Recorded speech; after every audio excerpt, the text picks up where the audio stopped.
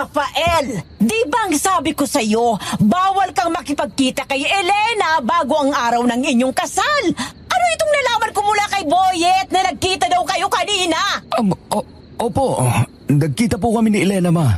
Saglit lang naman po yun. Hindi po kasi namin natiis ang isa't isa kaya nakipagkita ako sa kanya. Alam niyo naman pong nasanay kaming laging magkasama at 1 linggo na po mula nang huli kaming magkita. Tsaka ma, pamahiin lang po yun ng mga matatanda. Bago na po ang henerasyon natin ngayon, kaya wag po kayong mag-alala. Imposible naman pong hindi matutuloy ang kasal namin eh. Sigurado na po kami sa isa't isa. Bossing! Bossing! Bossing! Naiwan niyo po yung cellphone niyo sa kotse. Kanina pa tumatawag si Sir Manuel sa'yo. Ang sabi, hindi pa daw nakakauwi sa kanila si Ma'am Elena. Ano? Paano nangyari yun? Hinatid ko siya kanina sa kanila. Nag-usap pa nga kami sa tawag pagka-uwi ko eh. Teka, sandali. Tatawagan ko siya.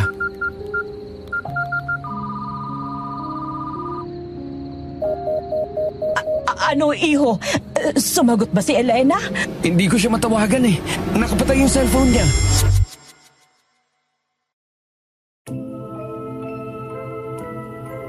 Naniniwala ka ba na bawal magkita ang groom at bride bago ang araw ng kanilang kasal?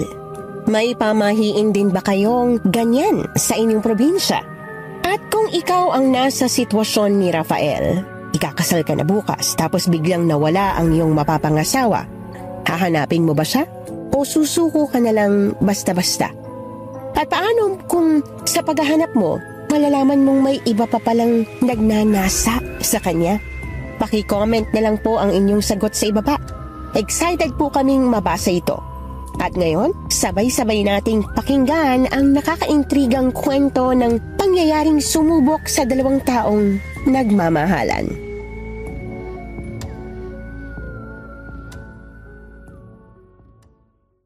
Magandang araw po sa lahat ng avid listeners ng Kwentong Takip Silim, lalo na po sa inyo, Miss Anne. Itago niyo na lang po ako sa pangalang Rafael. 43 taong gulang at kasalukuyang naninirahan dito sa Samar. Sa totoo lang, nagdadalawang isip pa akong isulat ito dahil ayoko na po sanang balikan yung nangyari. Sa tuwing naalala ko kasi ito, bumabalik ang lahat ng sakit sa nakaraan ko. Pero sa tagal ng pakikinig ko sa channel ninyo, Miss Anne, nagkaroon ako ng lakas ng loob na ibahagi din ang kwento ko. Siguro, panahon na para maibahagi sa ibang tao ang karanasang muntik nang sumira sa buhay ko at minsan nang sumubok sa pananampalataya ko. Pero bago po ang lahat, gusto ko lang ipaalam sa lahat ng tagapakinig ng channel na ito na tanging sa Kwentong Takip Silim ko lang ipinadala ang sulat na ito. Kaya kung maririnig nyo ito sa ibang channel, pakireport na lang po. Maraming salamat. At ito na nga po. Nagsimula ito noong araw bago ang aming kasal ng fiancé kong si Elena. Tandang-tanda ko po noon kung paano ako sinermonan ni Mama dahil nilabag ko ang pamahiin na pinaniniwalaan niya. Iginiit ko po noon na imposible namang hindi matuloy ang kasal namin ni Elena. Lalo na't sigurado na kami sa isa't isa. Yon ang akala ko. Dahil sa araw ding yon, nabalitaan ko na lang na nawawala ang babaeng pinakamamahal ko.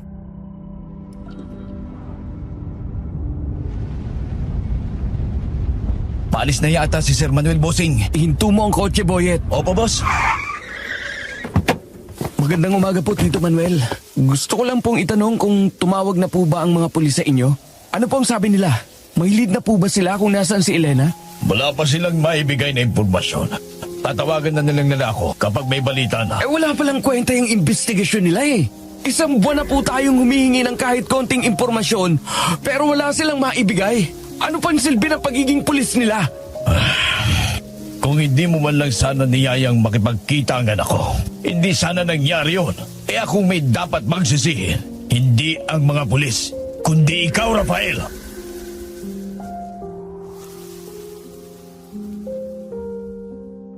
Nagulat ako sa sinabi ni Tito Manuel. Hindi ko lubos maisip na ako pala ang sinisisi niya sa pagkawala ng anak niya. Pero ramdam ko na noong una pa lang, nag-iba na ang pakikitungo niya sa akin. Para kung binuhusan ng malamig na tubig sa narinig ko. Tama naman siya, wala dapat sisihin kundi ako. Naging matigas ang ulo ko at naging makasarili. Kung tutuusin, isang araw na lang sana at kasal na kami. Pero hindi ko yon hinintay dahil mas nagpadala ako sa damdamin ko. Kung alam ko lang na mangyayari yon, Miss Anne, hindi na sana ako nakipagkita pa kay Elena.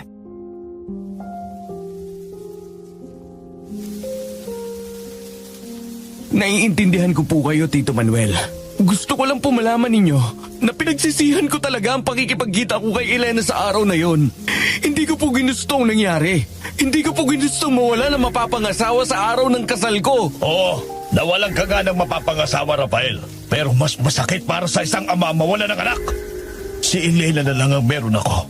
Pinagkatiwalaan kita at pinagkatiwala ko ang anak ko sa'yo. Pero anong nangyari? Nananahimik si Elena sa bahay. Pinigilan ko pa siya na umalis para lang makapaghanda bago ang kasal ninyo. Pero pinilit mo sa makipagkita sa'yo. Alam ko pong nagkamali ako, Tito Manuel. Patawarin niyo po sana ako. Tatanggapin ko po lahat ng ibabato ninyong galit sa akin. Pero eto lang ang maipapangako ko sa inyo. Habang nabubuhay ako, hindi ako titigil sa paghahanap kay Elena.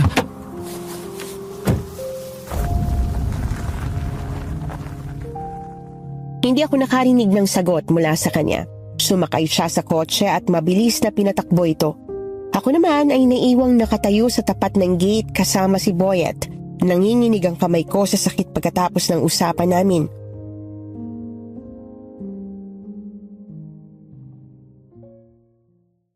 Hindi rin ako nagtagal at agad kaming umalis. Pero kahit konting impormasyon, wala pa rin akong nakuha mula sa mga pulis noon. Gulong-gulo ang isipan ko kaya niyaya ko si Boyet na magpunta sa bar para lunurin ang sarili ko sa alak para kahit saglit man lang makalimutan ko ang lahat ng nangyari.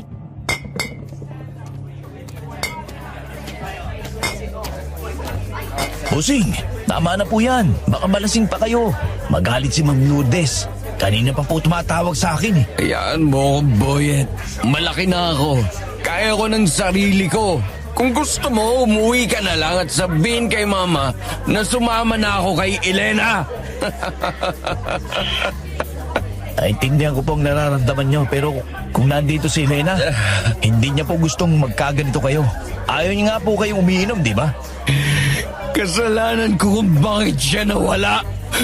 Walang dapat sisihin kundi ako. Dahil makasarili ako. Kaya dapat lang naparusahan kong sarili ko. Boss, naintindihan ko po kayo. Pero wala po kayong kasalanan. Magkaiba ang nagkamali sa nagkasala. Alam ko po na hindi niyo ginusto mangyari yun. Lahat tayo nagkakamali. Kaya wala kayong karapatan na parusahan ang sarili ninyo.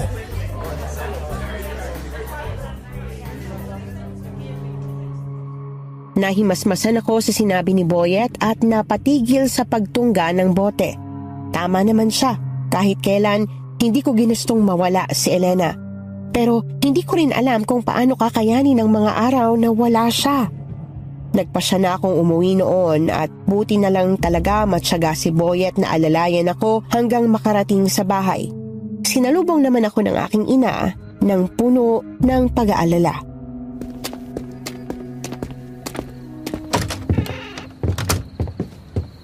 Rafael, anak! Lasing ka ba?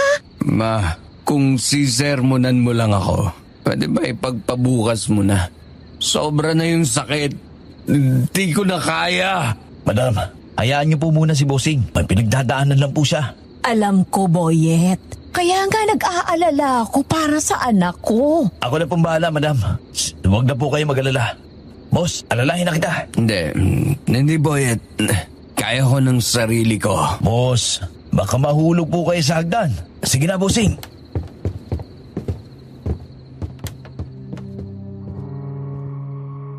Inalalayan nga ako ni Boyet paakyat sa hagdan hanggang makapasok ako sa loob ng aking kwarto.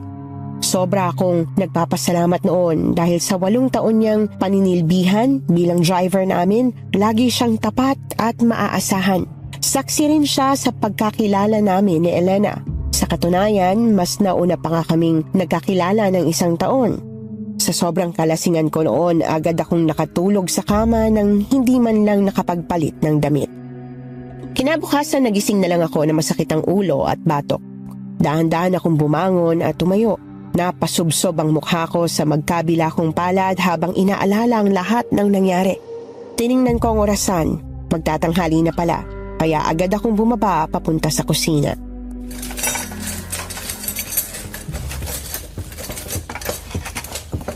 Mabuti naman at gising ka na, anak.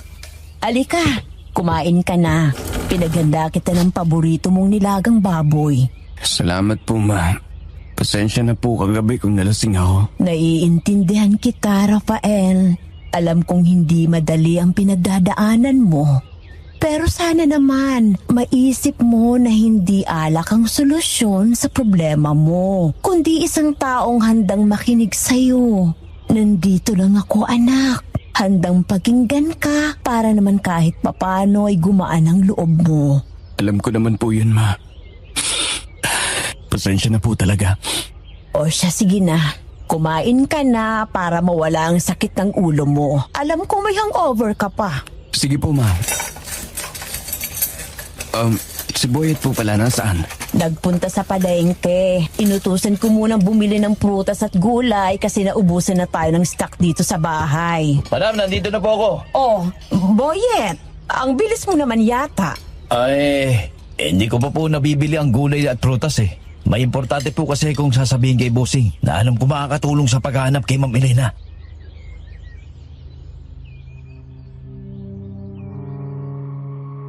Parehas kaming nagulat ni Mama sa sinabi ni Boyet at napalingon ako sa kanya.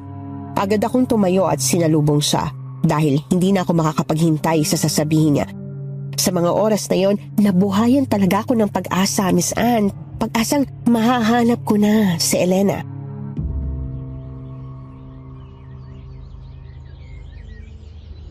Makakatulong? Paano? May nasagap ka bang balita mula sa mga pulis? Nagkausap pa kayo ni Tito Manuel? Bossing, none of the above. Kung hindi natin madadaan sa batas, idadaan na lang natin sa tawas. Boyet, pinaglololoko mo ba ako? Bossing, hindi kita pinaglululoko. Kanina, nang nagpunta ako dun sa palengke, may tinulungan ako isang babaeng malaki ang tiyan na nag-iiyaw sa sakit. Akala ko papunta kami sa ospital. Pero yung pala, pupunta sila ng ate niya sa bahay ng bitiranang albularyong si Aling Kuring. At alam niyo po ba, kitang-kita ng dalawang mata ko kung paano lumabas ang isang malaking pusit sa magkabilang hita ng babae. At sabi niya, kinulam daw yung babae. Kitang-kita sa sinunog na tawas. Teka nga lang, anong koneksyon ng babaeng kinulam sa paghahanap ko kay Elena? Paano makakatulong yung kwento mo, Boyet? Bossing, kwento ko kay Aling Kuring ang nangyari kay Elena.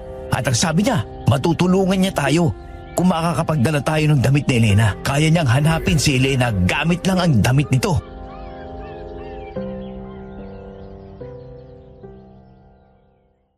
Nagulat ako sa sinabi ni Boyet. Hindi ko alam kung maniniwala ako o hindi. Pero mas nangingibabaw sa akin ang kagustuhang subukan ito. Dahil kung iaasa ko lang sa mga pulis, wala talaga akong mapapala.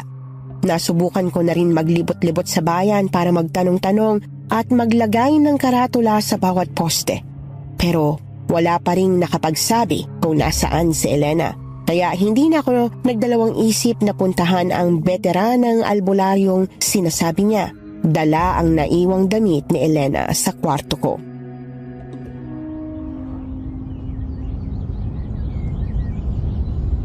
Malayo pa ba tayo, Boyet? Malapit na tayo, Bossing. Sana nga totoong kaya niyang hanapin si Elena. Siya na lang ang pag-asa ko ngayon. Think positive lang, boss. Ang tunay na nagmamahal, napapagod lang pero hindi susuko. Siyempre naman hindi ako susuko kay Elena. Hindi ako titigil hanggat hindi ko siya nakikita. Pero sana kung nasan man siya ngayon, sana iligtas siya. Oh, dito na tayo, boss. Paparada ko na lang na maayos ang kotse.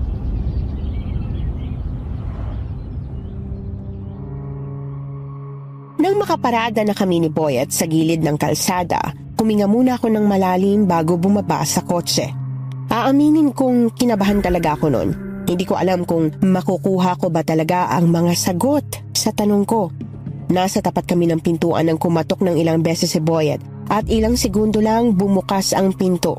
Bumungad ang isang matandang babaeng tansya ko ay nasa 80 anyos.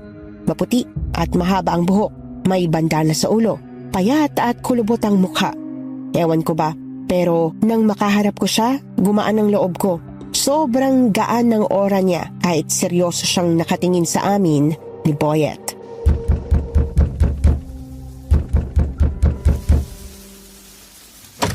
Magandang tanghali po, Aling Kuring. Ako po yung nagpatulong sa inyo kanina tungkol doon sa nawawalang nobya ng amo ko. Matanda na ako, iho. Pero hindi pa ako ulyanin para makalimutan ka. Siya ba ang amo mo na nagagailangan ng tulong ko? Opo, Aling Kuring. Naparito po ako dahil nasabi po ni Boyet sa akin na pwede niyo akong tulungan na mahanap ang fiancé ko. Pumasok muna kayo sa loob, iho. Doon natin ipagpapatuloy ang usapan. Tara boss, pasok tayo sa loob. Sige.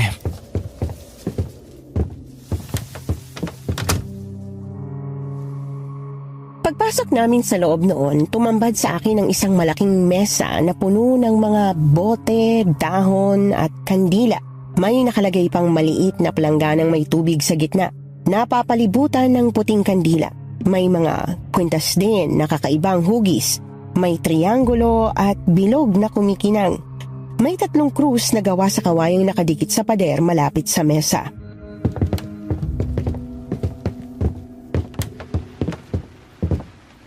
Maupo muna kayo, iho.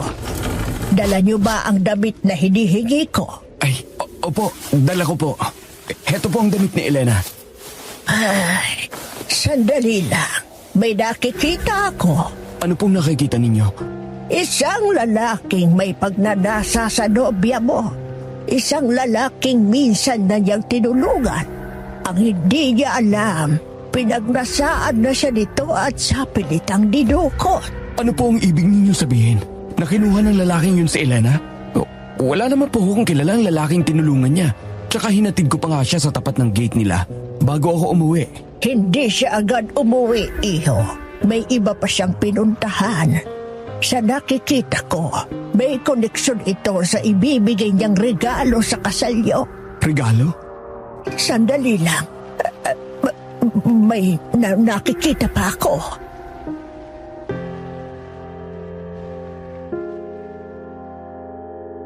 Hindi ako makapaniwala noon sa narinig ko kay Aling Kuring. Sinubukan kong alalahanin ang mga nangyari noong magkasama pa kami ni Elena. Wala naman akong natatandaan na lalaking tinulungan niya. Pero posible rin talaga ang sinasabi ni Aling Kuring dahil sa sobrang bait ni Elena. Maraming lalaki ang nahuhumaling sa kanya. Hindi naman sa pagmamayabang pero napakaganda niya. Matangos ang ilong na parang may dugong ibang lahi. Mahaba ang pilik mata, maputi at maganda ang pangangatawan. Pero kahit marami siyang manliligaw noon, wala siyang sinagot. Hanggang sa nagkakilala kami at naging magkarelasyon ng 8 taon. 8 taon ko siyang nakasama, kaya hindi madali para sa akin ang basta-basta na lang siyang sukuan. Nakita ko noon kung paano nilubog sa palangganang may tubig at dahon ang damit ni Elena at nilagyan ng tawas. Narinig ko rin siyang may inuusal na kakaibang mga salitang hindi ko maintindihan. Hanggang sa bigla na lang siyang nagsalita ulit.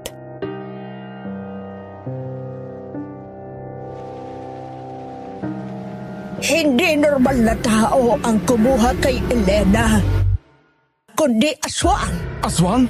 Aling Kuring, seryoso po ba kayo dyan o nagjo-joke time lang kayo? Wala akong panahon para makipagbiruan sa inyo, iho. Totoong sinasabi ko, isang lalaking aswang ang may matinding pagnanasa kay Elena. Kaya siya dinukot at ikinulong sa isang kwarto sa loob ng lumang bahay. Saang bahay po ba, Aling Kuring? Kung totoo man ang aswang na sinasabi ninyo, sabihin niyo po sa akin kung saan ko siya makikita. Anong pangalan niya? Iho, kumalma ka. Ay, hindi ko matukoy ang eksaktong pangalan niya dahil may humaharang, may ginagamit siyang panangga. Pero alam ko kung saang baryo niyo siya mahahanap. Baryo? Saang baryo po ba? Baryo Agnas.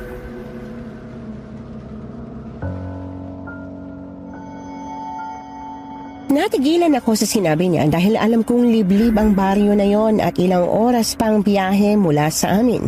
Kaya napaisip ako kung paano napunta si Elena doon at paano siya nadala ng aswang nang walang kahirap-hirap sa baryong yun. Hindi ko rin lubos maisip na may aswang pang nabubuhay nun. Naalala ko pa nung bata pa ako.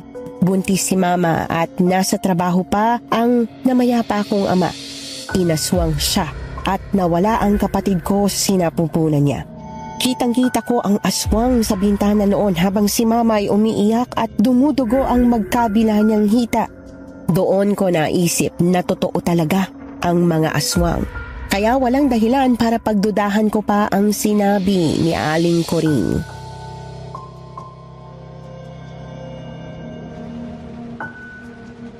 Gayong alam nyo na kung saan man nyo siya mahahanap. Anong plano nyo? Hahanapin po namin siya, Aling Coring. Pupunta po kami sa Barrio Agnas. Isasama niyo po ba ako, bossing? Malamang. Sino pa bang magdadrive ng kotse? Alam ko naman yung boss. Nagbibiro lang. Kung gagawin nyo ito, kailangan nyo ng dobleng ingat. Hindi lang ordinaryong tao ang may hawak sa nobya mo, iho. Kaya dapat handa kayo. Ay, bibigyan ko kayo ng panlaban bago pumunta doon at kailangan nyo rin kumilos ng tahimik. Ano po bang mas mabuting gawin namin, Aling Coring? Mas mabuting magpanggap kayo para makapag-imbestiga. Yan ang maipapayo ko sa inyo. Dahil kapag nalaman ng aswang ang plano nyo, pwedeng mapahamak si Elena at mabigo kayo. Hindi basta-bastang aswang ang humahawak kay Elena ngayon. Matindi ang kanyang pagnanasa at nakikita kong nagdurusa ang nobya mo. Anong ginawa ng aswang na yun kay Elena? Sabihin niyo po sa akin, Aling Coring. Tulad ng sinabi ko, ikinulong siya sa isang kwarto.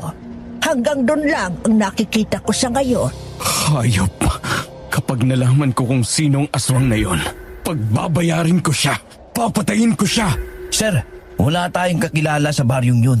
Saan naman tayo tutuloy? Mag-iisip muna ako ng plano. Sa ngayon, kailangan ko po ng tulong ninyo, Aling Coring. Kailangan namin ng panlaban sa aswang. Heto ang gagamitin nyo, iho.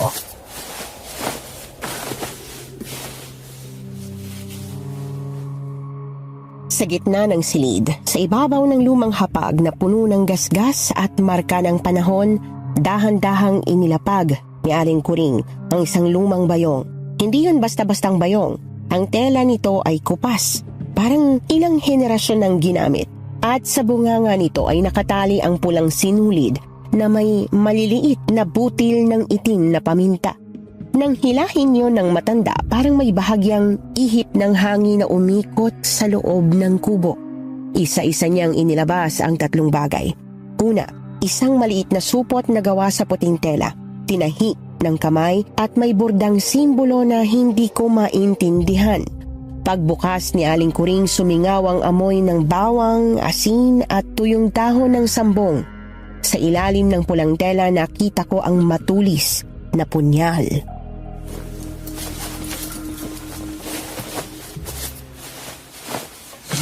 Ang punyal na ito ay may orasyon at dugo ng sigbi.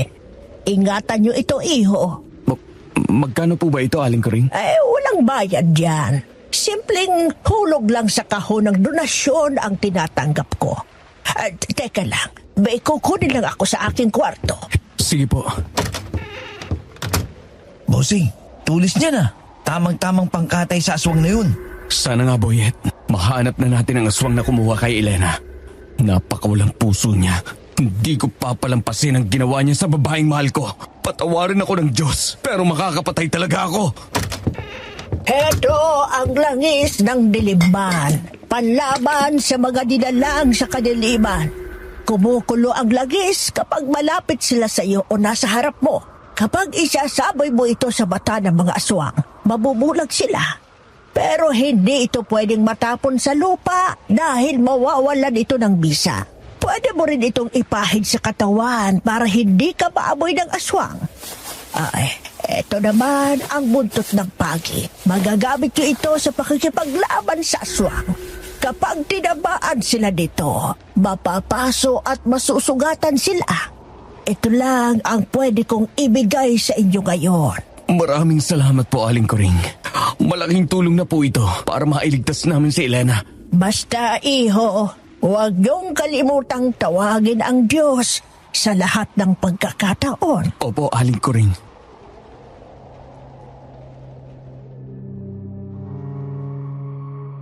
Matapos ang aming usapan noon, binasbasan pa kami ni Aling Kuring bago kami umalis. Nagbigay ako ng 1,000 sa kahon ng donasyon dahil alam kong malaking tulong yon para sa pangangailangan niya.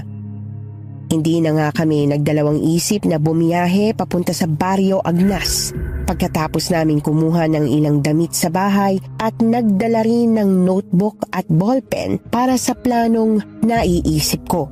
Hindi naman namin nadatnan si Mama noon kaya hindi kami nakapagpaalam sa kanya. Tansya ko, mahigit 2 oras din bago kami makapasok sa masukal na daan papunta sa baryo. Habang binabaybay naman namin ang daan, binubuo namin ang aming plano.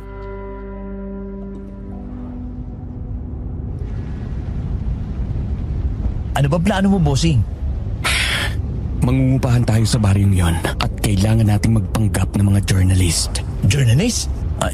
Ano po bang mission natin dun? Ano po sasabihin natin sa kanila? Maniniwala kaya sila sa atin, boss? Simple lang. Sabihin natin na gumagawa tayo ng human interest story tungkol sa buhay sa baryo at mga matatandang residente. Sapat na interesado tayo sa kanilang kwento at kultura. Pero paano kung mag-usisa sila? Kaya kailangan galingan natin sa pagpapanggap. Kailangan natural ang dating. Pagpapakilala tayo, sabihin ang pangalan, nauupa lang tayo pansamantala para mas maunawaan ang araw-araw nilang buhay. Gets ko na. So parang, magandang araw po, ako po si Boyet, journalist po ako. Nagaanap po ako ng maupahan dito at gusto ko pong makapanayam ang mga residente para sa kwento ng baryo. Tama ba, boss? Ang dami mo talagang pakulo, Boyet. Pero tama, pwede yan. Ayun. Pero boss, paano po natin agad malalaman kung sino ang aswang na dumukot kay Ma'am Elena? Kaya nga kailangan nating magpanggap para makapag-imbestiga. Isa pa, hindi tayo sigurado kung ilan ang mga aswang sa baryong yun. Kaya kailangan nating mag-ingat sa bawat kilos. Buhay ni Elena ang nakasalalay dito at naniniwala ako na maliligtas natin siya. Akala ko nga hindi kayo naniniwala sa aswang, boss. Akala mo lang yun, Boyet. Pero totoo sila dahil ako mismo nakakita na. At ang halimaw na yon ang dahilan kung bakit nakunan si Mama habang buntis siya sa kapatid ko noon. Huwag kang magalala, boss. Sa oras na malaman natin kung sino ang aswang na yon, ako mismo ang kakatay sa kanya.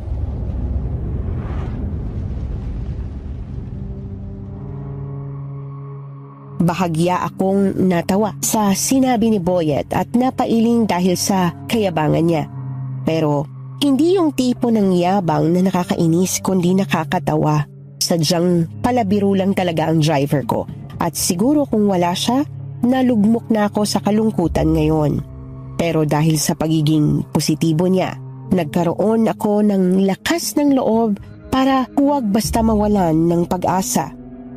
Ilang sandali pa nakita na namin ang bukana ng baryo at pumarada sa gilid katapos ay naglakad na lang kami papasok noon. Habang naglalakad, napansin ko ang mga taong nakatingin sa amin na parabang sinusukat kami mula ulo hanggang paa. Sa unahan may nakita kaming isang matandang nakangiti papalapit sa amin. Nakasuot siya ng long sleeve na kulay pula, panot at kulubot ang mukha. Pero napakagaan ng aura. Siya yung tipo ng taong hindi ka mahihiyang lapitan.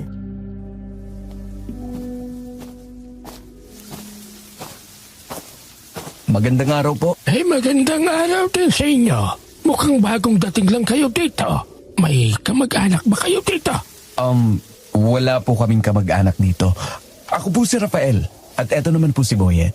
Naghahanap po sana kami ng mauupahan dito. Kahit pansamantala lang. Para manatili ng ilang araw habang gumagawa kami ng artikulo tungkol sa buhay sa baryo. Manunulat pala kayo. Opo. Kung ganon, maligayang pagdating sa Barrio Agnas. Ako si Timo. Tawagan niyo na lang akong lolo. Ano bang mga isinusulat niyo, iho? Tungkol po sa araw-araw na pamumuhay dito. At sakto po, isa po kayo sa matatanda dito sa baryo. Sana po'y makapanayam namin kayo tungkol sa inyong karanasan. Ay, ganun ba? Wala namang problema sa akin yon. Tsaka gustong-gusto kong may makakwentuhan. Kung gusto nyo, sa munting kubo ko na lang kayo tumuloy. Mahirap kasi maghanap ng mauupahan dito, mga iho. Talaga po? Ayos lang po ba sa inyo kahit ilang araw? Ay, oo naman, mga iho. May bakante pa akong kwarto na pwede nyong tulugan. Gustong-gusto ko nga na may makakasama sa bahay dahil malungkot ang isang matandang kagaya ko. Paano ba naman kasi? Walang nagkakamaling asawahin ako kaya tumanda akong binata.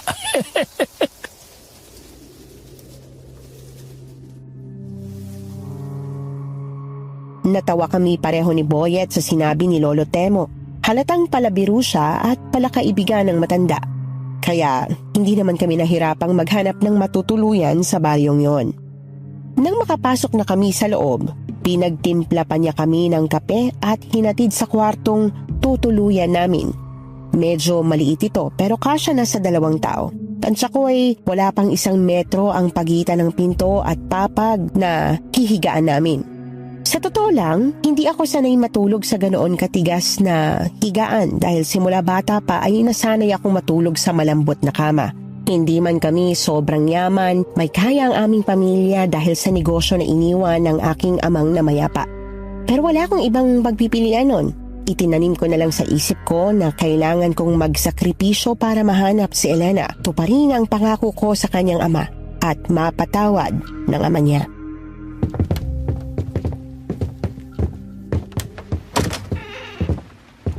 Ito ang magiging kwarto nyo, mga iho. Ayos lang ba sa inyo? Ayos lang po, Lolo.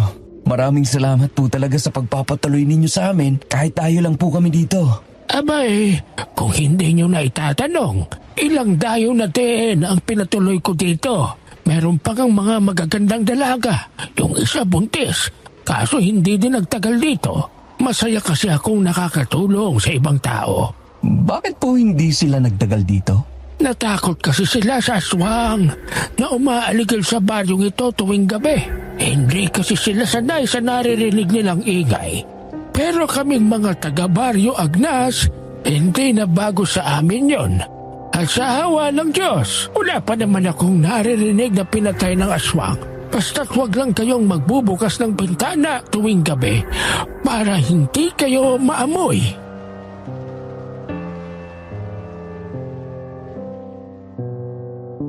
Naramdaman ko ang pagtayo ng mga balahibo ko sa mga oras na yon. Doon ko nakumpirma na totoo ang sinasabi ni Aling Kuring. Nasa baryo Agnas nga ang aswang na dumukot kay Elena. Pero ang problema, hindi pa namin alam kung sino sa mga naninirahan sa baryo ang aswang na yon.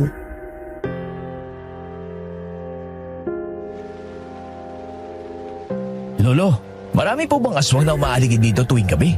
Pwede naman sigurong magtulungan ng mga tao dito sa baryo na tugisin ang mga aswang na yun. Ang totoo niyan, nag-iisa ang aswang na yon. Kaso masyado siyang mailap, iho. Walang nagtangkang tugisin ang halimaw pagkatapos mag-agaw buhay ang kapitan namin dito sa baryo sa kamay ng aswang. Ay buti na lang, hinayaan pa siyang mabuhay.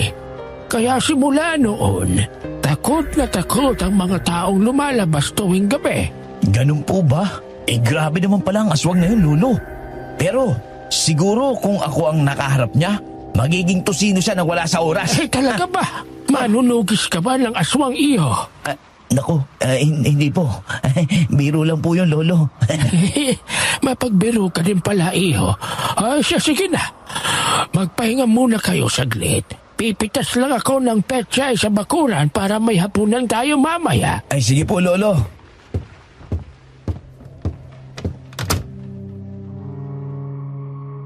Pagkalabas ni Lolo Temo, nagkatinginan kami ni Boyet. Tsaka sumilip ako sa bintana saglit. Nilibot ko ang aking tingin sa paligid. Palubog na ang araw kaya kailangan na naming ihanda ang sarili namin sa naiisip kong plano. Sa isip ko noon, kung lalabas ang aswang na yon tuwing gabi, pwede namin siyang masundan gamit ang langis na ibinigay ni Aling Kuring para hindi niya kami maamoy ni Boyet. At nang sa ganoon, malaman namin kung sino siya at kung saan siya nakatira.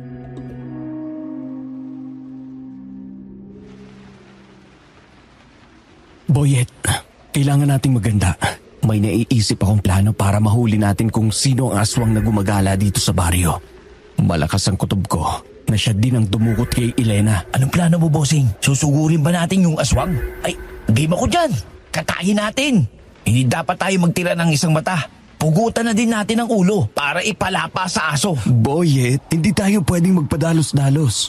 Kumalma ka lang. Hindi pwedeng malagay sa alanganin si Elena. Okay. Nakakainis lang kasi.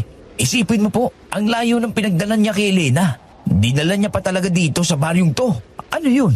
Nambibiktima siya ng taga-syudad tapos ikukulong niya lang dito sa baryo? May hayop talaga ang aswang na yan Kahit aswang pa siya, hindi ko siya aatrasan, Boyet. Magkakamatayan talaga kami. Huwag kang mag-alala, boss. Nandito lang ako sa likod mo. Handa akong rumesbak. Kahit patayan pa yan, handang-handa ako. Salamat sa lahat, Boyet. Siguro kung wala ka, hindi ko malalaman kung nasaan si Elena. Hindi ko malalaman na dinukot pala siya ng aswang at dinala sa baryong ito. Wala yung boss, maliit na bagay. Pero ano talagang plano niyo mamaya, bossing? Magbantay tayo hanggang sa lumabas ang aswang na yon sa lungga niya. Tsaka natin siya susundan. Basta ihanda mo lang ang mga panlaban. Para kung sakaling mahuli tayo, malalabanan natin siya. Sige, bossing.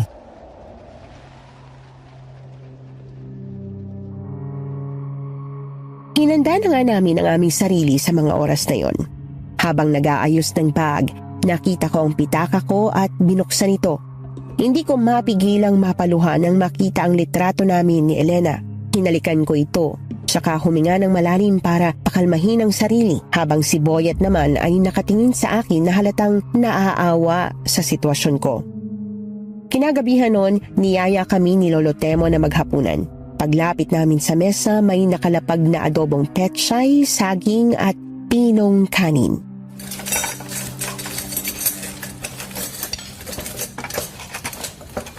Oh, iho, hindi mo ba nagustuhan ang pagkain? Ano po bang tawag sa kanin na to, Lolo? Wala ba kayong ganyan sa syudad, iho? Mais na bigas yan. Tama. Nakakain ako ng ganito, bossing Busing, Opo, Lolo. Bossing po kasing tawagan namin ni Boyet. Di ba, boss? Opo, lolo.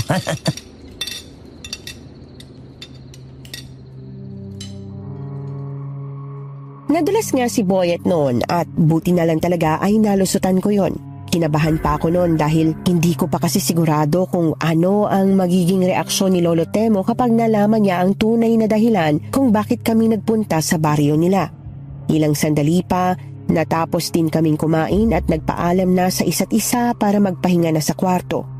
Gusto ko pa nga sana noong tumulong kay Lolo Temo sa pagliligpit at paghuhugas ng pinggan pero pinagbawalan niya ako dahil sa pamahiin na sinusunod nila sa baryo.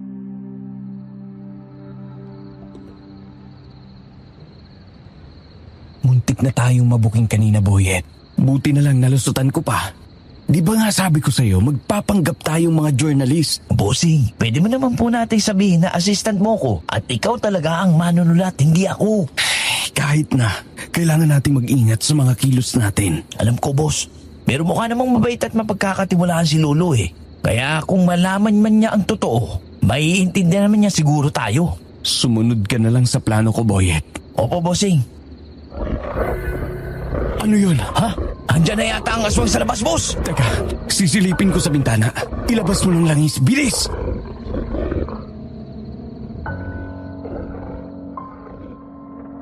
Agad akong sumilip sa bintana noon. Napasinghap naman ako nang makita ang isang dambuhalang asong may malapad na pakpak. Mas mabangis at nakakatakot pa yon sa nakita kong aswang noong buntis si nanay. Kaya hindi ko mapigilang makaramdam ng kaba at mapaatras. Pati si Boyet ay napasinghap din noon nang sumilip din siya sa bintana kasunod ko.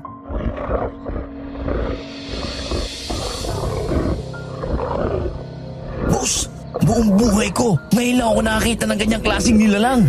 Halimaw talaga, may pakpak na dambuhalang aso. Anong tawag sa aswang na yan, hybrid? Hindi ko alam, Boyet. Pero kailangan natin siyang sundan. Buksan mo ang langis. Magpahid na tayo sa katawan natin. Bilisan mo!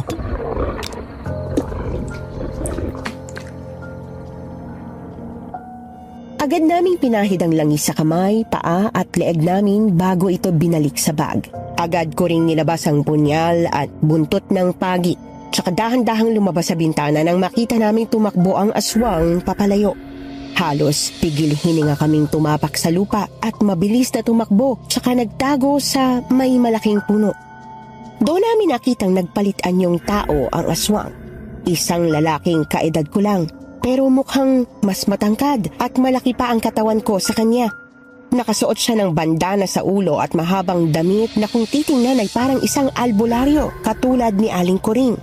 Hindi ko lang ito masyadong namumukhaan dahil medyo madilim ang paligid noon. Nakita ko naman siyang pumasok sa isang kubo kaya dali-dali kaming naglakad ng payuko hanggang sa makarating kami sa likod ng bakuran. Doon nanlaki ang mga mata ko nang marinig ang sigaw ng babae. Sa pagkakataong yon, hindi ako pwedeng magkamali dahil kilalang kilala ko ang boses ni Elena. Kaya alam kong siya yon.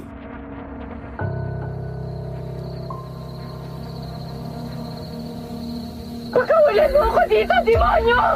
Wala kang puso! Tumahimik ka. Wala ka nang magagawa, Elena.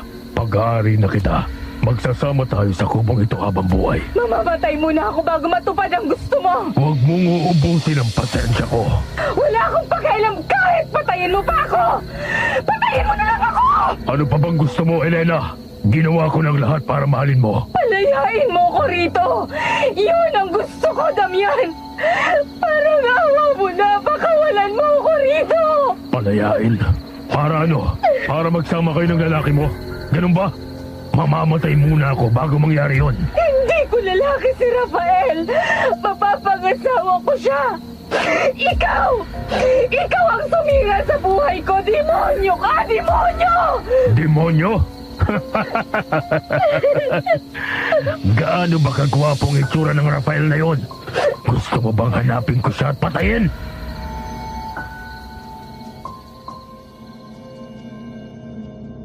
Nanigas ang buo kong katawan noon, Miss Anne. Alam kong hindi ako po pwedeng sumugod ng basta-basta dahil baka mas lalong mapahamak si Elena. Pero halos mag-apoy ang dibdib ko noon dahil sa magkahalong sakit at galit na nararamdaman ko. Hindi ko man nakita si Elena noon pero dinig na dinig ko ang boses niya. At kita ko kung paano siya nagdurusa sa kamay ng demonyong aswang.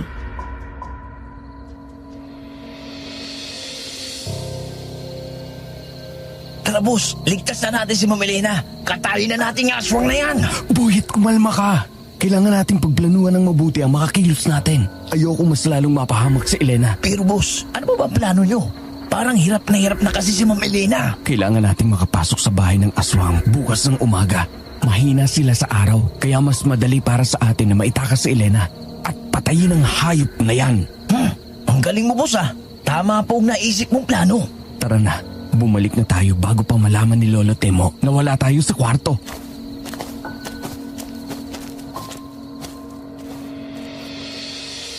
Dahan-dahan kaming umurong mula sa likod ng bakuran. Bawat hakbang ay sinasabayan ng kabog ng dibdib ko dahil ayokong makagawa ng kahit kaunting ingay.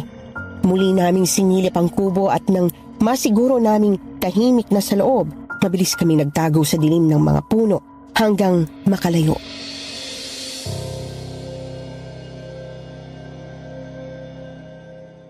Halos hindi ako humihinga habang tinatahak namin ang daan pabalik sa bahay ni Lolo Temo.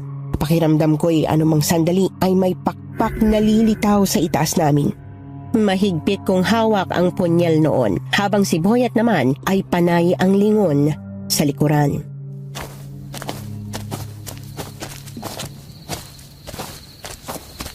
Huwag kang lilingon ng lilingon.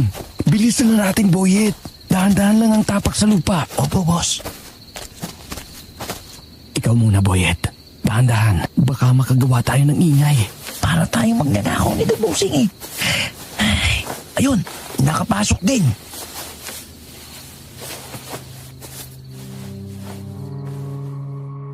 Nang tuluyan siyang makapasok sa bintana, iniabot niya ang kamay niya sa akin at marahan niya akong hinila papasok.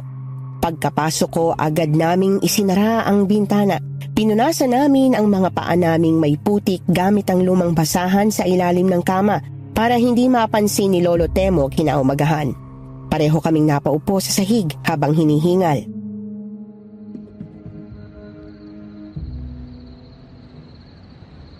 Boss, grabing aswang na yun ah. Obsis na obsis kay Ma'am Elena. Pero hanggang ngayon, kayo pa rin ang bukang bibig ni Ma'am. Alam ko naman na ako lang talagang mahal ni Elena. Kaya kahit ipilit pa ng aswang na yun ang sarili niya, wala siyang magagawa. Pero sobrang sakit para sa akin ang narinig ko kanina. Alam kong nahihirapan na siya sa kamay ng halimaw na yon. Pero hindi ko naman basta-basta magagawang sumugod kanina. Dahil hindi ko alam kung gaano kalakas ang halimaw na yon. At baka mas lalo lang mapahamak si Elena. Nakita ko nga po, boss. Hybrid yata ang aswang na yun eh. Hindi lang basta dambuhalang aso, kundi may pakpak. Kaya nga bukas ng umaga tayo kikilos para mailigtas si Elena. Siguradong hindi na siya makakalaban sa atin dahil hindi siya makakapagpalit anyo sa araw.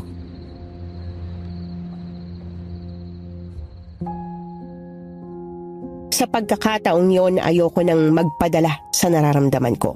Mas inuna kong gamitin ang utak at gumawa ng plano kaysa magpadalos-dalos dahil ayoko nang magkamali pa sa aking desisyon tulad ng ginawa ko noon. Ang makipagkita kay Elena kahit labag sa pamahiin ng matatanda. At yon ang dahilan kung bakit hindi natuloy ang pangarap na kasal naming dalawa.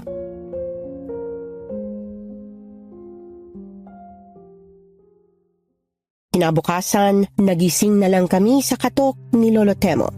Hindi ko na malayang nakatulog na pala kami habang nakasandal sa pader. Agad akong napatayo noon na para bang naalimpungatan saka binuksan ang pinto ng kwarto.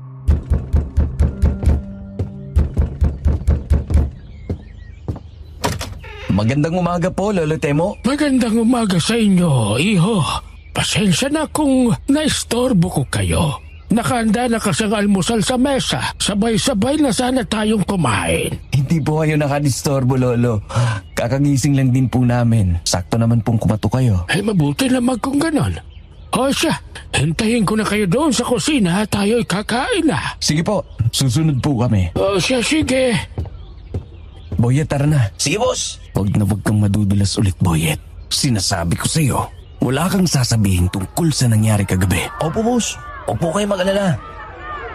Teka, anong nangyayari sa labas? May naririnig akong sigawan ng mga tao.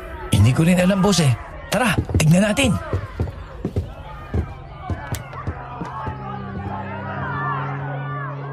Agad kaming lumabas at nakita naman namin si Lolo Temo na sumilip din sa mga taong nagsisigawan sa unahan. Nakita ko ang isang lalaking nanginginig ang katawan habang binubuhat ito ng 4 na lalaki. Napakunot noon naman ako nang papunta sila sa kubo ng aswang na nagkulong kay Elena.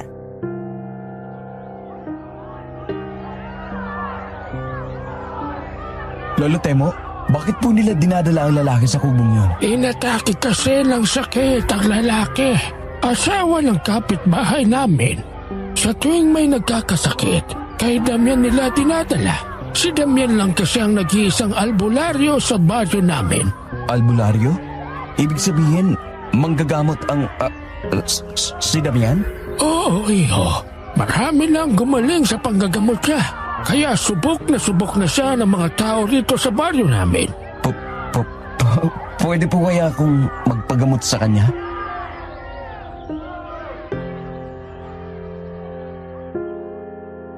Nagulat talaga ako noon sa nalaman ko. Isang albularyo pala ang aswang na bumihag kay Elena. Kaya siguro hindi siya pinagdududahan ng mga tao dahil sa magandang imaheng meron siya.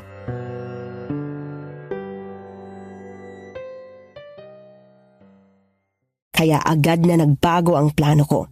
Naisipan ko noon na magpanggap na may sakit dahil yon ang tanging paraan para makapasok ng malaya sa kubo niya.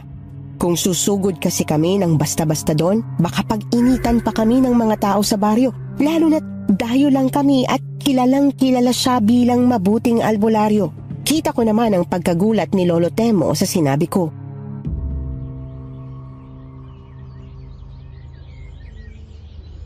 Bakit iho? May nararamdaman ka bang sakit sa katawan mo? Madalas po kasi sumasakit ang likod ko.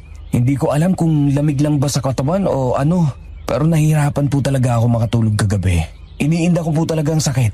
Eh, ganun ba? Pwede naman, iho. Pagkatapos nung kumain, ihahatid ko kayo kay Damian. Salamat po, Lolo Temo. O siya, bumalik na tayo sa loob at mag-almusal.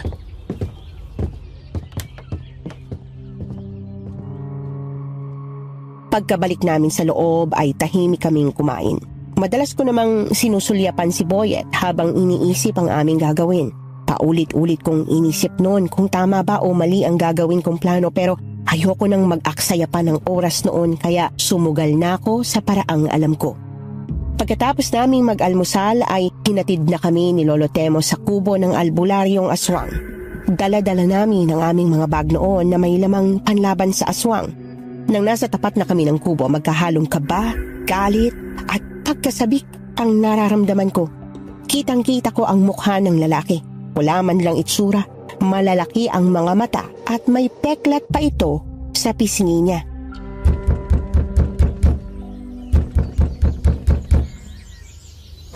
Magandang umaga sa iyo, Damian.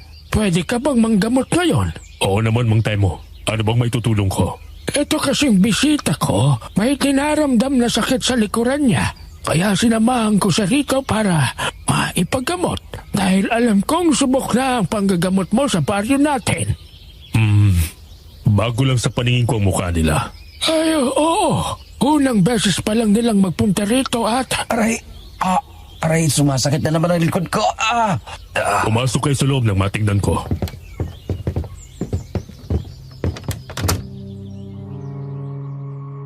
Nagkatinginan kami ni Boyet bago tuluyang tumawid sa pintuan ng kubo. Mabigat ang bawat hakbang ko habang kunwari ay nakahawak sa likod. Ramdam ko ang titig ni Damian, matalim at nanonood. Parang hinahalukay ang tunay kong pakay. Pagkapasok namin ay parang biglang nanahimik ang paligid. Tanging mahinang pagaspas ng hangin at paghinga namin ng maririnig.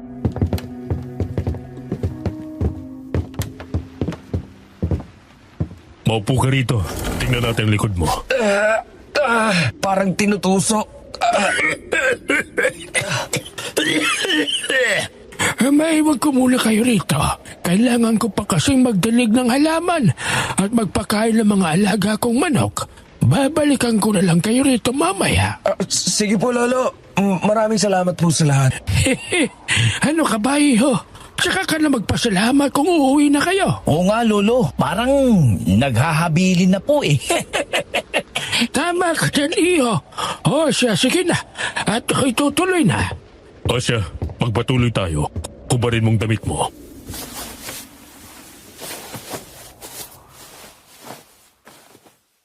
Agad kong hinubad ang damit ko at nagulat naman ako nang mapaso siya sa paghawak sa bato ko. At doon ko naalala ang langis na ipinahid ko kanina. Agad akong napatayo at napaatras mula sa kanya.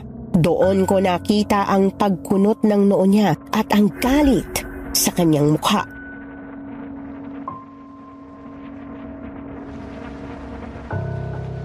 Wala kang sakit. Nagpapanggap ka lang. Sino kayo? Anong binabalak niyo, mga dayo? Akala ko ba magaling kang manggagamot? Pero bakit hindi mo nahulaan ang sakit ko? Bakit hindi mo nakita ang sakit ko? Albularyong aswang. Punyeta! Paano yung nalaman? Tulong! Tulong! Elena! Kilala mo si Elena? Kilala?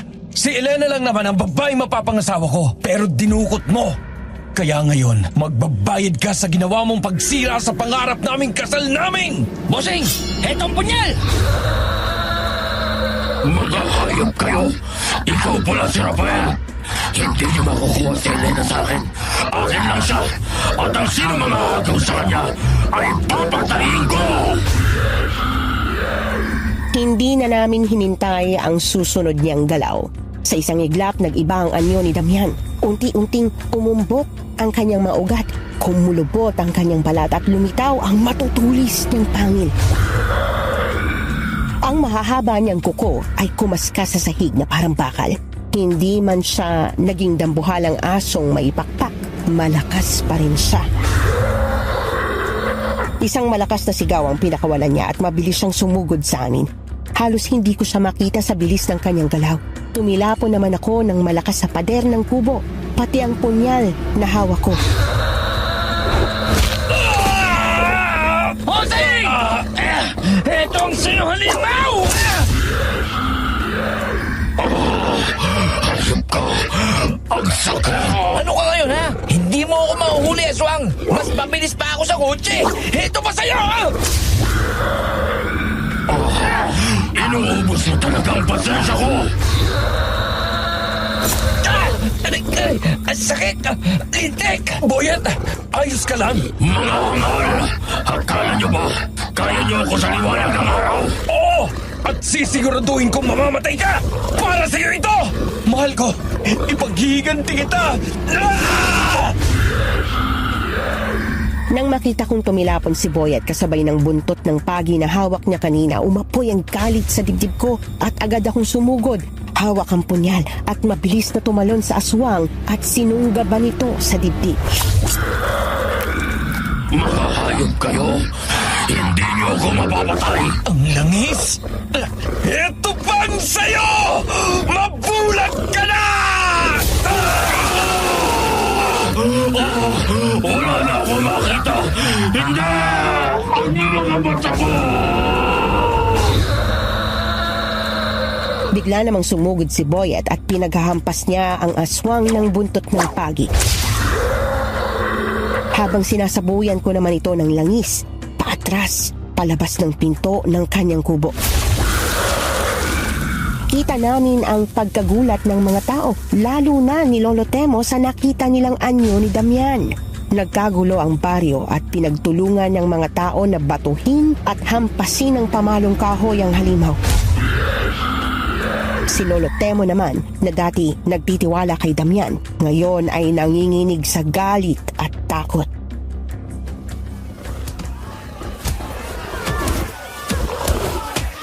Hinoko mo kami, Damian! Ikaw pala ang aswang na gumagala sa baryo.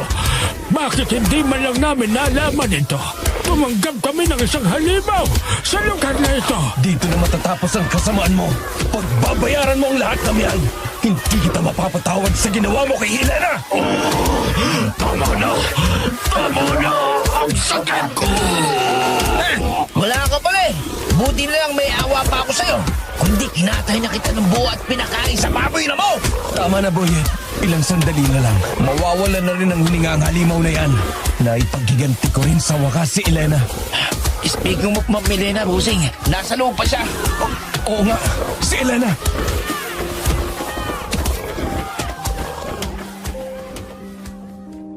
Muntik nang mawala sa isip ko noon na puntahan si Elena. Dala na rin siguro ng magkahalong emosyon na nararamdaman ko sa mga oras na yun. Mabilis akong kumaripas ng takbo papasok sa loob at nagsisigaw sa pangalan ni Elena.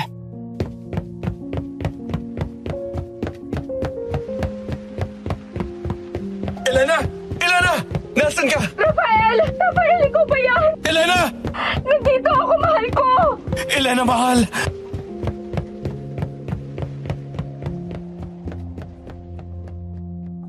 Agad kong binuksan ang pinto nang makumpirma kong nasa loob si Elena. Hindi naman ito nakakandado, pero may nakaharang na bakal kaya mahihirapan din talaga siyang makatakas noon. Nakita ko siya sa sulok ng silid, nakagapos ang mga kamay. Napakuyom na lang ako ng aking kamao sa galit ng masaksihan ko kung paano nagdurusa ang babaeng pinakamamahal ko sa kamay ng demonyong aswang. Agad ko siyang nilapitan at tinanggal ang tali sa kanyang mga pulso. Mahigpit ko siyang niyakap na parang wala nang bukas habang humahagulgol kaming dalawa.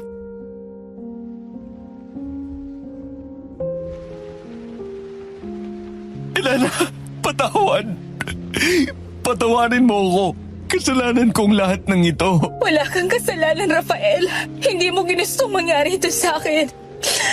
Kung may dapat mang parusahan yun ang demonyong yun, wala siyang awa. Wala siyang puso. Pinagkait niya sa akin ang pangarap ko na maikasal sa'yo, Rafael. Huwag ka na mag-alala, mahal.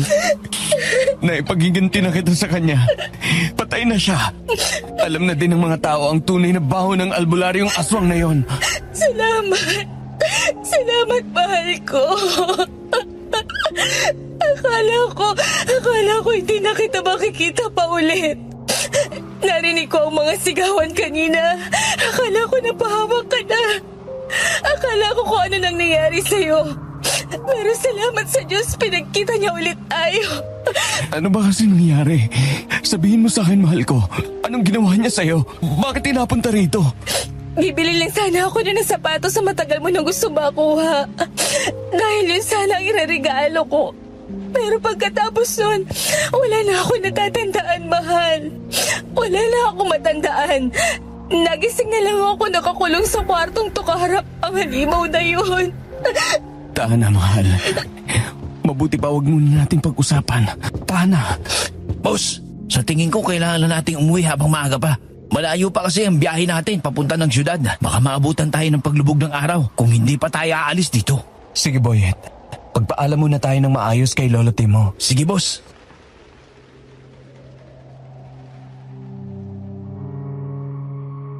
Buhat-buhat ko si Elena noon habang palabas kami ng kubo.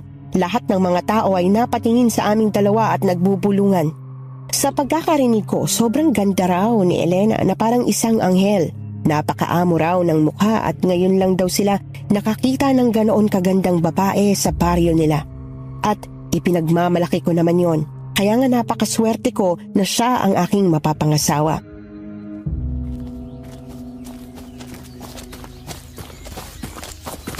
Maraming salamat po sa lahat, Lolo Temo. Kung hindi niyo po kami pinutuloy sa bahay ninyo, hindi po namin masasakatuparan ang aming planong mahanap si Elena. Pasensya na po kayo kung nagsinungaling kami sa inyo. Iniisip po kasi namin noon na baka hindi ninyo maintindihan. Naiintindihan ko, iho. Huwag kang humingi ng pasensya. Ang importante ngayon ay nailigtas mo ang mapapangasawa mo. Matutuloy na ang kasal niyo. Alam mo bang minsan ko na rin pinangarap ang bagay na yan. Pero eto ako, tumandang binata. Kaya maswerte ka dahil may Elena sa buhay mo. At maswerte rin sa Elena dahil hindi ka sumuko sa paghahanap sa kanya. Kasal na nga po sana kami ngayon, Lolo. Pero sinira lang ng demonyong aswang na yon. Ay, naging desperado lang siguro yung magkaasawa. Bali-balita rin kasi rito na yung si Damian ay nilalayuan ng mga babae dahil sa tsura niya. Hindi naman sa pagmamayabang pero kahit matanda na ako'y may itsura pa ako sa kanya. Hindi pa rin sapat na dahilan yun, Lolo. Sadyang halimaw lang talaga siya at halang ang kaluluwa. Pero nagpapasalamat ako sa Diyos sa ikalawang pagkakataong ibinigay niya sa amin ni Elena. Ang ibig sabihin niyan, iho, kayo talagang nakatadhana sa isa't isa. O siya, sige na, mukhang napahaba ng ating usapan. Malayo pang kalsada mula rito. Baka abutan kayo ng dilim sa liblib na daan kung hindi pa kayo aalis. Sige po, Lo. Tutuloy na po kami. Salamat po uli, Lolo. Hindi po namin kayo makakalimutan.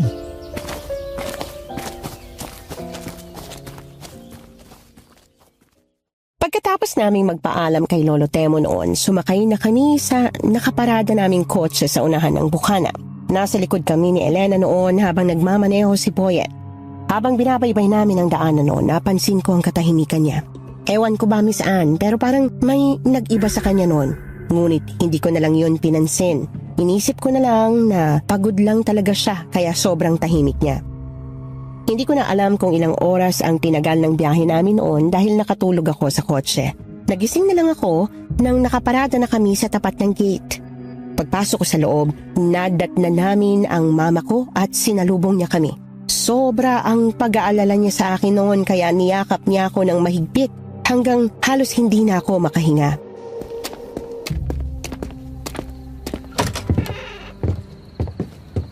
Rafael!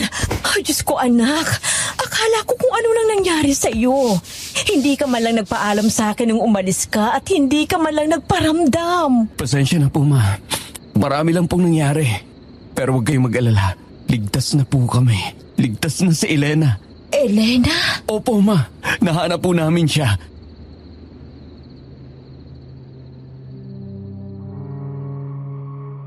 Dahan-dahang bumitaw si Mama sa pagkakayakap sa akin at sa kanya binalingan ng tingin si Elena. Nanlaki ang mga mata niya nang mapansin ang bahid ng sugat sa noo nito at ang pangangayayat nang matingnan niya ito ng malapitan.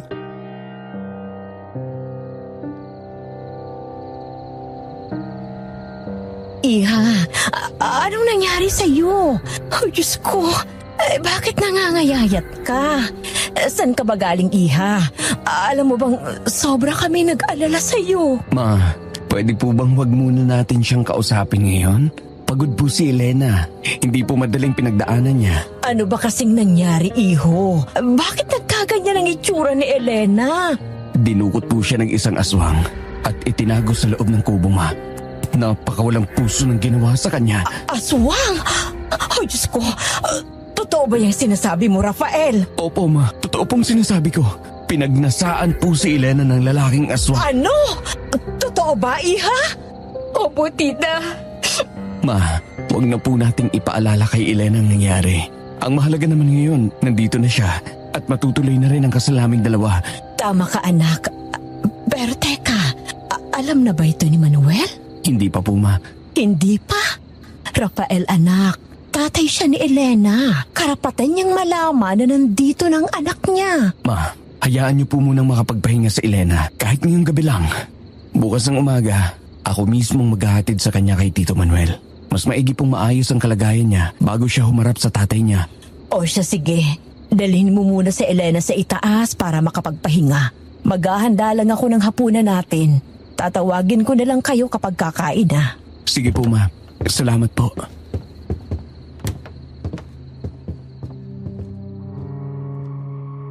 Inalalayan ko si Elena habang paakyat kami sa hagdanan noon hanggang sa makapasok kami sa loob ng aking kwarto. Marahan ko siyang pinaupo. Saka ako napatitig sa napakaganda niyang mukha, ngunit tahimik. Hinawakan ko ang kamay niya at hinalikan yon dahil sobrang na-miss ko talaga siya noon.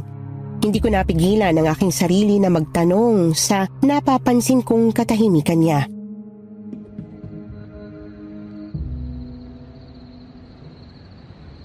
Mahal, ayos ka lang ba? May masakit ba sa'yo? Bakit parang tahimik mo yata? Okay lang ako, mahal. Hindi ko lang lubos maisip na makakalaya pa ako sa kamay ng demonyong yun. Mahal, kahit saang lupalop ng mundo ka pa niya itago, hahanapin pa rin kita at mahahanap kita. Salamat sa hindi mo pagsuko sa akin, mahal ko. Huwag ka nang umiyak. Ayokong nakikita kang umiiyak. Nandito lang ako, mahal ko. Wala ka nang dapat pang ikatakot. Takot na takot ako. Takot na takot ako. Mahal, wala na si Damian. Wala nang mananakit sa'yo. Kaya wala nang dahilan para matakot ka pa. Ano ka ba? Nandito lang ako. Itutuloy natin ang kasal natin. Matutupad na natin ang pangarap natin.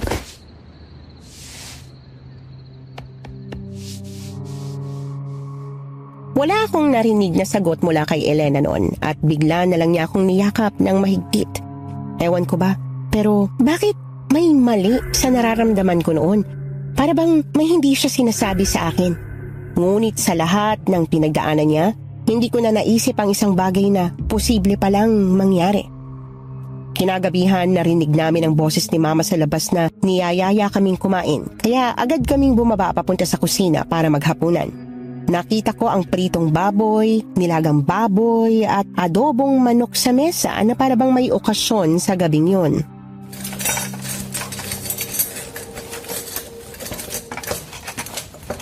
Sino pong may birthday ngayon, Ma?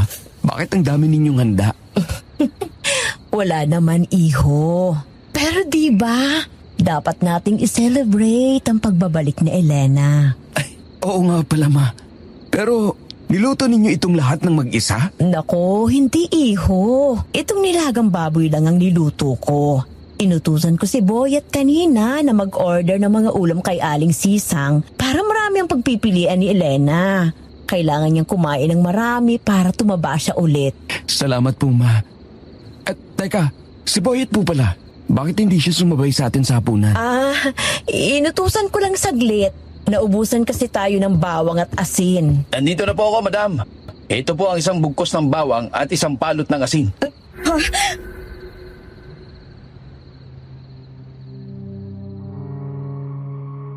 Labis akong nagulat sa reaksyon ni Elena nang makita si Boyet. Pati si Mama at si Boyet noon ay nagulat din at napatingin kaming lahat sa kanya. Hindi ko lubos maintindihan noon kung bakit ganoon na lang ang reaksyon niya nang marinig ang sinabi ni Boyet.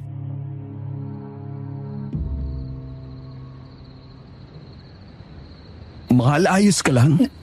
Oo, mahal. Okay lang ako. Natakot yata sa itsura ko, sir. Siguro na-trauma lang si Elena sa nangyari. Siguro nga po, sir. Pati ko kinatatakutan na ni Ma'am Elena. Bigla-bigla ka kasing sumusulpot. O siya, sige na. Kumain na tayo. Sumabay ka na sa amin, Boyet.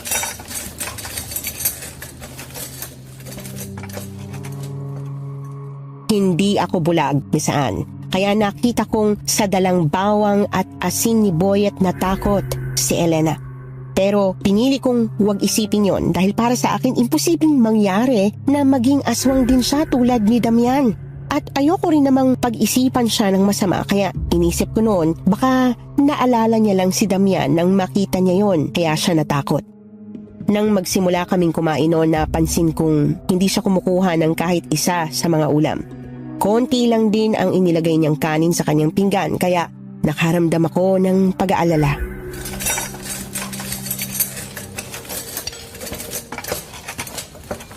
Mahal, bakit hindi ka kumuha ng ulam at konti lang ang kanin kinuha mo? Hindi mo ba nagustuhan ng pagkain? Wala akong gana, mahal. Pasensya na. Mapait ang panlasa ko. Nako, sayang naman iha. Hinanda ko pa naman ang lahat ng yan para mabusog ka. Mahal! CR lang ako saglit.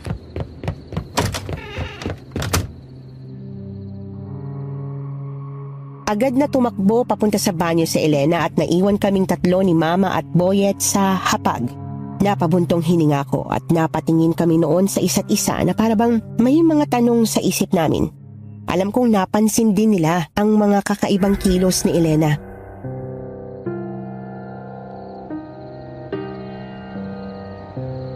Bossing, wala ba kayo napapansin kay Ma'am Elena? Anak, hindi naman sa pinag-iisipan ko ng masama si Elena. Pero parang may kakaiba sa mga kilos niya. Napansin ko rin po yan, Ma. Pero ayokong pag-isipan ng masama ang babaeng mahal ko. Napaka-imposible namang mangyari yun, di ba? Sa bagay, tama ka naman anak. Pero ano bang nangyayari sa kanya? Bakit kanina pansin kong takot siya sa asin at bawang? Oo nga po, boss. Bakit po hindi natin siya sabuyan ng asin at bawang? Para malaman natin ang totoo. Baka ginawa rin siyang aswang ng albularong yun. O di kaya nahawaan siya. Hindi, Boyet. Hindi natin pwedeng gawin yan sa kanya. Paano kung nagkamali lang pala tayo ng iniisip? Ano na lang ang iisipin ni Elena sa atin kung sasabuyan natin siya ng bawang at asin? Ayokong magalit si Elena sa akin, Boyet. At saka naniniwala pa rin ako na trauma lang siya, kaya siya nagkaganyan. Hindi siya pwedeng maging aswang. Oh, may kumalabog sa CR, boss. Elena! Elena, mahal! Anong nangyari dyan? Ha? Narinig niyo yung boss? Diyos ko! Elena! Elena, buksan mo ang pinto! Bossing, naging aswang yata si Ma'am Elena. Katulad na rin siya ng albularong yun. Hindi! Hindi! Elena, buksan mo ito! Sisirain ko to! Hayaan na ako. Nakikiusap ako sa inyo. Ayoko masaktan kayo. Oh, Diyos ko, Rafael! Naging halimaw ng boses ni Elena. Huwag mong bubuksan ang pinto. Kailangan ako ni Elena, Ma. Kailangan niya ako! Ayoko maging ganito. Mahal ko, ano bang nangyayari sa'yo? Anong ginawa ng aswang na yun sa'yo? Bakit ka nagkaganyan? Isa na akong aswang, Rafael. Ginawa niya akong aswang. Huwag mong bubuksan ang pinto, anak. Mapapahamak tayo rito. Baka kung ano nang magawa niya sa atin. Oh, Diyos ko! Tama si Ma'am Bossing. Mabuti pa siguro na bukas na lang natin palabasin si Ma'am Elena. Sa ngayon kasi, baka hindi niya makontrol ang nangyayari sa kanya. Hindi. Hindi aswang si Elena. Hindi pwedeng masira ang pangarap namin. Ginawa ko ang lahat para mahanap siya. Hindi. Hindi. Boss, wag po kayong mawala ng pag-asa.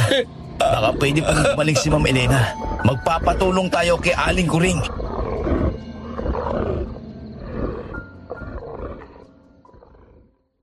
Halos masiraan na ako ng ulo sa kakaisip sa nangyayari kay Elena. Hindi ganito ang inaasahan kong mangyari. Ang buong akala ko, matatapos na ang lahat ng problema namin at makakabalik na kami sa dati pero hindi pala.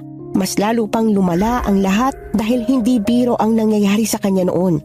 Ang hirap tanggapin na naging aswang siya dahil para sa akin, imposibleng mangyari yun. Pero hindi ko na matatanggi pa dahil dinig na dinig ko ang pagbabago ng boses niya at ang pag-angil niya sa loob ng banyo.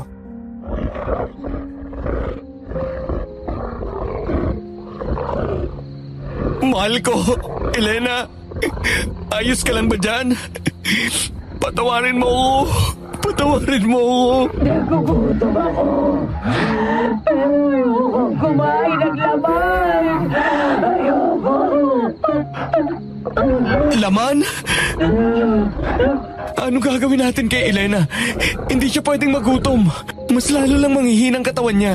Kukuha ko ng hilaw na karne sa ref. Subukan nating ibigay sa kanya, anak. Ako na ang kukuha, madam. Hindi ko na alam ang gagawin ko, ma. Hindi ko na alam. Hindi ko lubos maisip kung bakit nangyayari ang lahat ng ito. Ang daya naman ng Diyos, ma. Kung kailan nahanap ko na si Elena, nagkaganito pa. Bakit? Ayaw ba niya kaming maging masaya? Anong kasalanan ko sa kanya? Anak, huwag mong sisihin ang Diyos sa nangyari. Hindi Diyos ang may gawa niyan kay Elena, kundi demonyo. Pero di ba, ma? Mas makapangyarihan siya. Bakit hindi niya nagawang protektahan si Elena sa demonyong yun? Anak, hindi mo maililigtas si Elena kung wala ang tulong ng Diyos. Tulad nga ng sinabi ni Boyet, may pag-asa pang bumalik sa dati si Elena, kaya huwag kang panghinaan ng loob. At tandaan mo ito, wala kang karapatang pagsalitaan ng Diyos na nagbigay sa atin ng buhay. Wala kang karapatang sisihin ng Diyos sa kasalanan ng demonyo.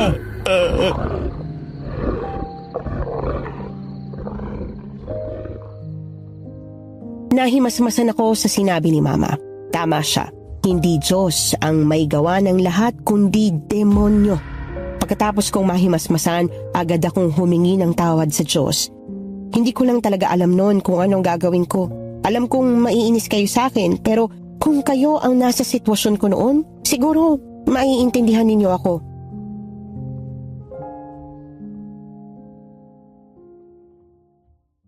Pagbalik ni Boyet galing kusina, dala niya ang 2 hiwa ng karne na kasing laki ng palad.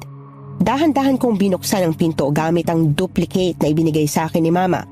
Pagkapasok ko, nagulantang ako nang makita ang kakaibang itsura ni Elena. Kulubot ang mukha niya, maitim na parang sunog. Mapupula ang kanyang mga mata. May matutulis na pangil na lagpas sa bibig at may mahahaba at matutulis na kuko na kulay itim. Naturog ako habang pinagmamasdan ng itsuraan ng babaeng pinakamamahal ko.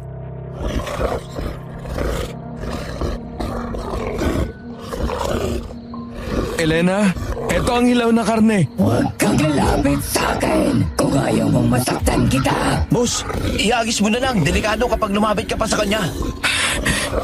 Sige.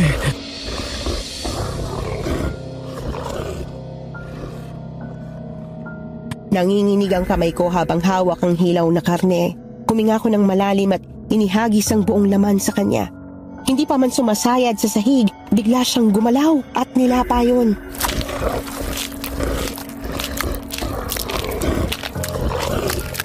Grabe, kulang pa yata sa kanya, bossing, oh. Nagugutom pa ako.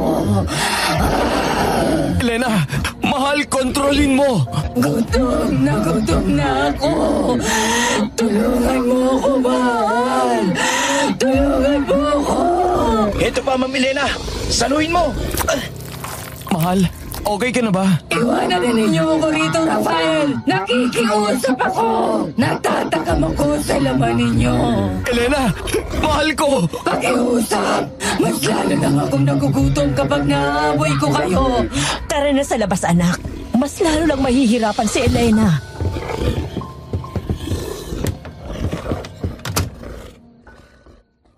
Wala akong nagawa noon kundi lumabas at ikulong si Elena pansamantala sa banyo. Para akong sinasaksak ng paulit-ulit sa dibdib habang naririnig ko ang paghagulgol niya sa loob. Nakasandal lang ako sa pinto noon habang pinakikinggan siya at patuloy sa pagpatak ang aking mga luha.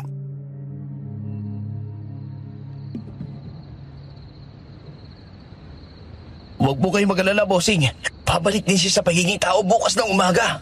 Sobrang sakit na makita ko siyang nagkakaganyan, Boyet. Alam kong hindi niya ginustong maging ganun.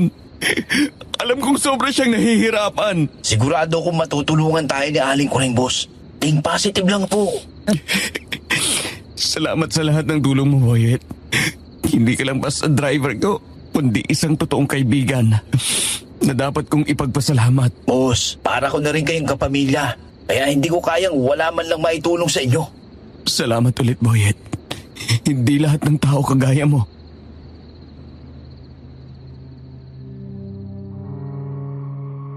Napangiti kami sa isa't isa ni Boyet at huminga ko ng malalim para pakalmahin ang aking sarili. Hindi na nga ako nakatulog ng gabing yon sa pagbabantay kay Elena kasama si Boyet. Si Mama naman ay pinagpahinga ko na nang umatake ang migraine niya.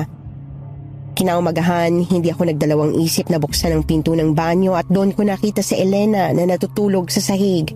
Bumalik na siya sa anyong tao kaya agad ko siyang nilapitan at binuhat paakyat sa kwarto. Kahit wala akong tulog noon, hindi ko man lang naramdaman ang antok. Ang iniisip ko lang ay madala si Elena kay Aling Kuring pagkagising niya.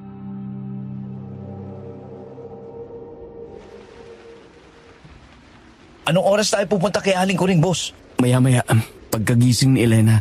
Sige, boss. I-dip lang po ako ng sandali. Inaantok pa sa ko eh. Alam niyo naman, napuyat din ako kagabi. Tawagin niyo na lang ako kapag aalis na tayo. Nasa baba lang po ako. Sige, Boyet.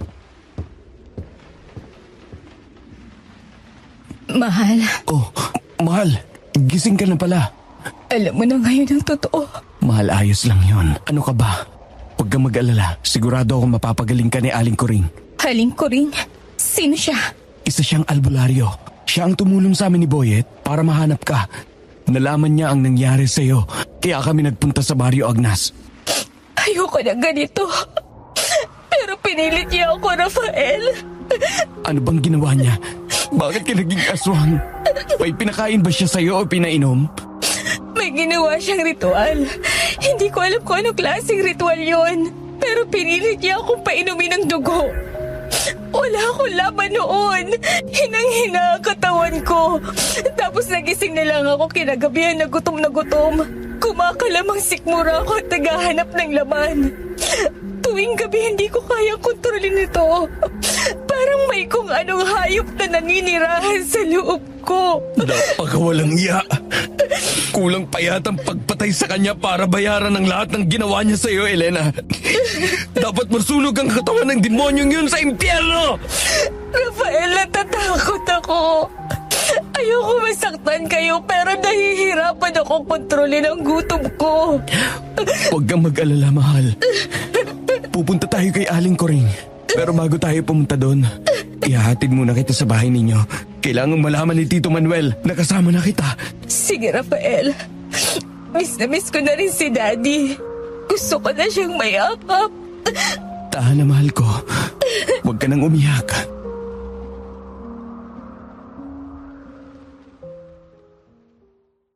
Pagkatapos ng usapan namin ni Elena, tinawag ko si Boyet sa ibaba at sakto namang gising na ito. Habang binabaybay namin ang daan papunta sa bahay nila, nakaramdam ako ng magkahalong kaba, lungkot at saya. Masaya ako dahil makikita na ni Elena ang ama niya. Pero kinakabahan ako sa magiging reaksyon nito. At nalulungkot ako sa sitwasyon ni Elena. Pagdating namin sa harap ng gate, isinantabi ko muna ang lahat at narinig ko ang malalim na paghinga ng aking fiancé. Ngumiti siya ng malaki. Halatang excited na makita si Tito Manuel.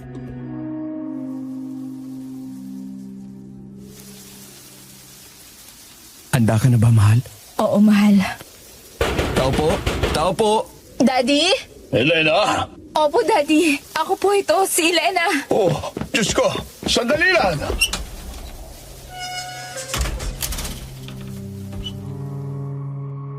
Kita namin ang pagkagulat sa mga mata ni Tito Manuel.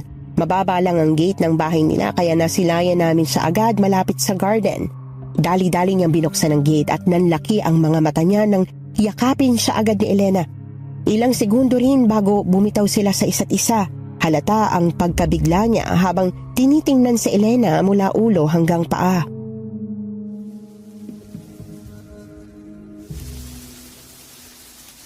Diyos ko, anong nangyari sa'yo? Bakit ang laki ng ipinayat mo, Elena? Mahabang kwento po, Tito Manuel. Pero tulad ng pangako ko sa inyo, hinanap ko po si Elena at sa wakas natagpuan ko siya at nailigtas. Nailigtas? Saan? Gusto kong malaman kung ano ang nangyari sa anak ko. Sabihin ninyo sa akin ang lahat. Sa ngayon po, hindi po kami pwedeng magtagal. May kailangan po kaming puntahan para maipagamot sa Elena. Ano? May sakit ang anak ko. Mahirap pong ipaliwanag. Pero gagawin ko ang lahat para bumalik lang po sa dati si Elena. Ano bang nangyari? Anong bumalik sa dati? Hindi ko maintindihan ang sinasabi mo. Kung gusto niyo pong malaman ng totoo, sumama po kayo sa amin, Sir Manuel. Samahan niyo po kami kay Aling Kuring. Pero, Karapatan ni Sir Manuel na malaman ang nangyayari sa iyo, Ma'am Elena. Kaya sige na po, isama na po natin siya.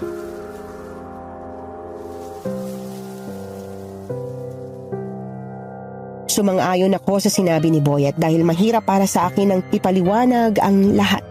Lalo na't hindi pa kami nagkakaayos ni Tito Manuel. Baka hindi niya ako paniwalaan, kaya mas mabuting manggaling ito kay Aling Kuring. Nakasunod naman ang kotse ni Tito Manuel habang binabaybay namin ang daan papunta sa bahay ni Aling Kuring hanggang sa makarating kami pagkalipas ng ilang minuto.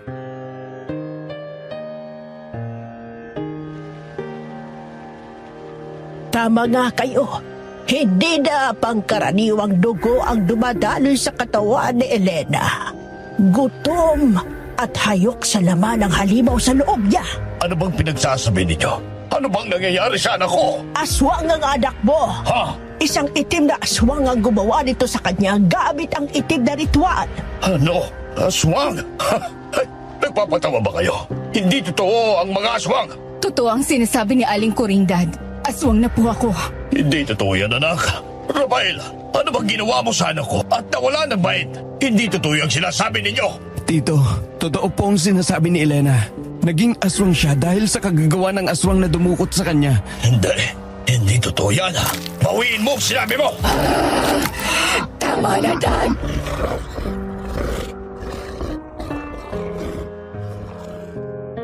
Pare-pareho kaming nanlaki ang mga mata maliban kay Aling Kuring. Kitang-kita ko ang pag-iba ng anyo ni Elena katulad kagabi. Agad na bumitaw si Tito Manuel sa aking kwelyo at napahawak sa dibdib niya at halos matumba siya kaya agad ko siyang inalalayan.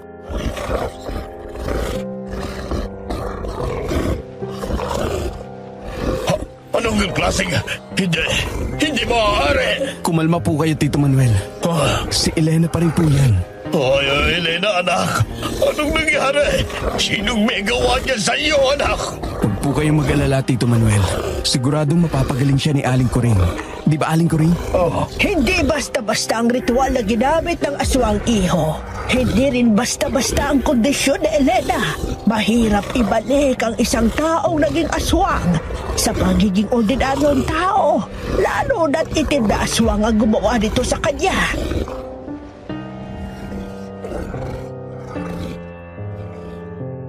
Gumuho ang mundo ko sa narinig ko mula kay Aling Kuring.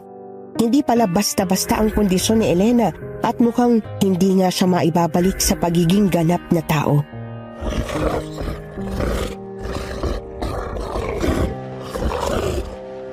Aling Kuring, naniniwala po ako may paraan pa. Pakiusap po, tulungan ninyo kami. Ay, susubukan kong palabasin ang itim na kaluluwang nakakulong sa loob niya. Hawakan niyo ng mahigpit ang kamay niya.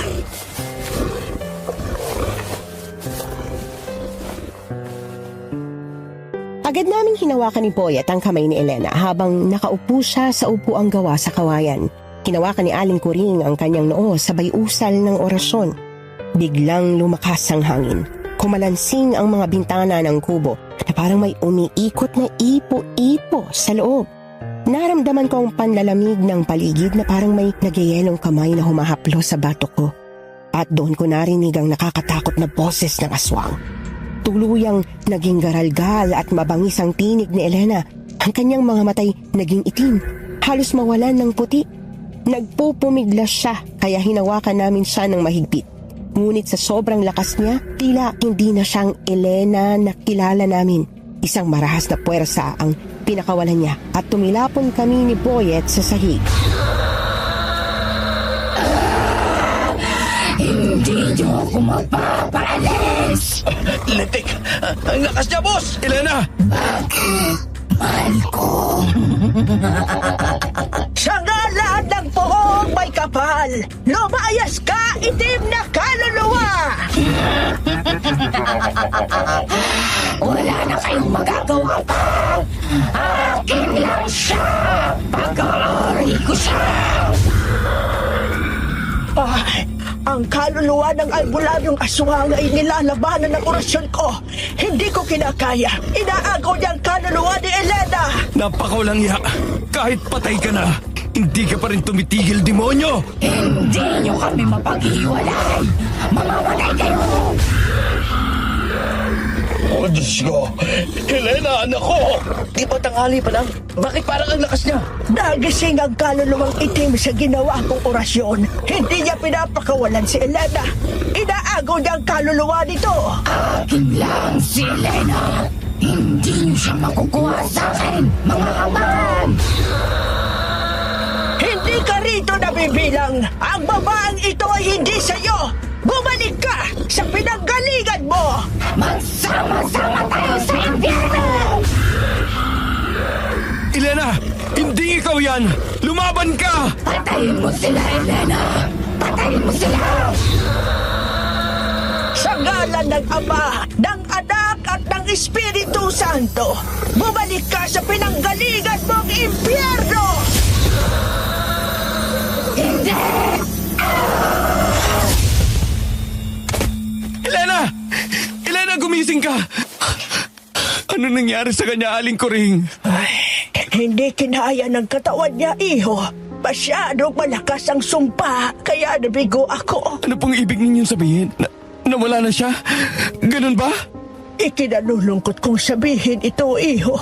Pero tama ka. Wala na si Elena. Hindi! Hindi! Elena, mahal! Hindi! Anak ko! Anak ko! Gumising ka, anak! Elena!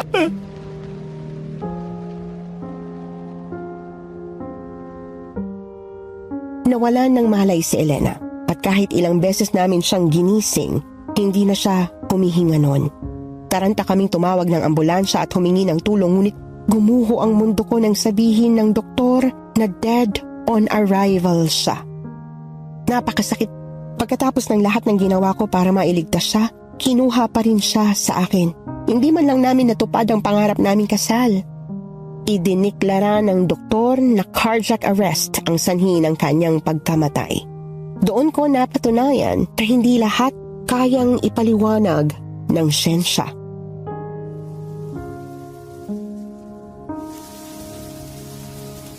Tito Manuel, patawarin niyo sana ako kung nabigo ko kayo. Kung wala man lang akong nagawa para iligtas si Elena. Alam kong galit kayo sa akin, pero alam ng Diyos na hindi ko ginusto ito. Sobrang sakit pa rin po sa akin ito. Rafael, ginawa mo ang lahat para mahanap at maibalik ang anak ko. Pero siguro kailangan na nating tanggapin na hanggang dito na lang talaga ang buhay niya. Ibig sabihin po, hindi na po kayo galit sa akin? Matagal na kitang pinatawad, Dio. Naniniwala akong nabubuhay man si Elena ngayon. Hindi niya gugusting sisihin kita sa lahat ng nangyari. Alam ko kung gaano kanya kamahal at nakita ko kung gaano mo siya kamahal. Wala kang kasalanan sa nangyari, Rafael. Maraming salamat po, Tito Manuel. Sige na, tutuloy na ako. Mag-iingat ka, iho.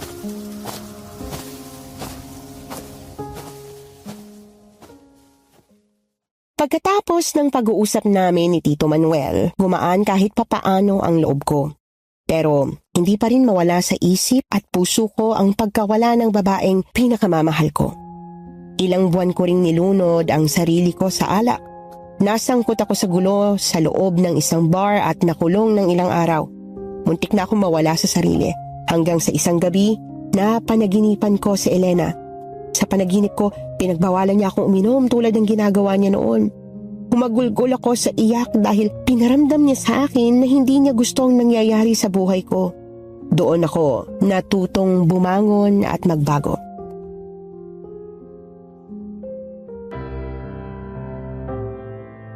Sa ngayon, ako ay naglilingkod bilang isang pastor na buong pusong nagtuturo, gumagabay at nagpapalaganap ng salita ng Diyos sa mga taong nangangailangan ng pananampalataya at pag-asa.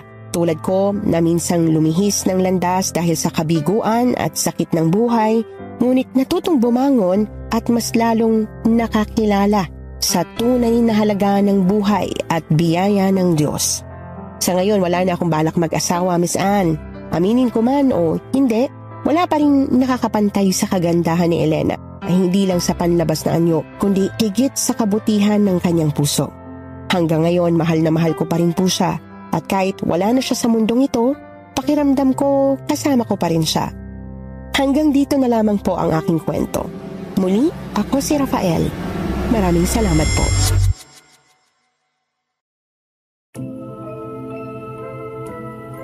May iba't ibang klase ng pagmamahal. Pagmamahal na marunong magpalaya. Pagmamahal na kayang magsakripisyo. At pagmamahal na akala mo'y totoo, ngunit isa palang mapanganib na pagnanasa. Ang kwento ni na Rafael at Elena ay paalala na kahit gaano kasakit ang pagkawala ng mahal sa buhay, hindi natin dapat sirain ang ating sarili sa lungkot o bisyo.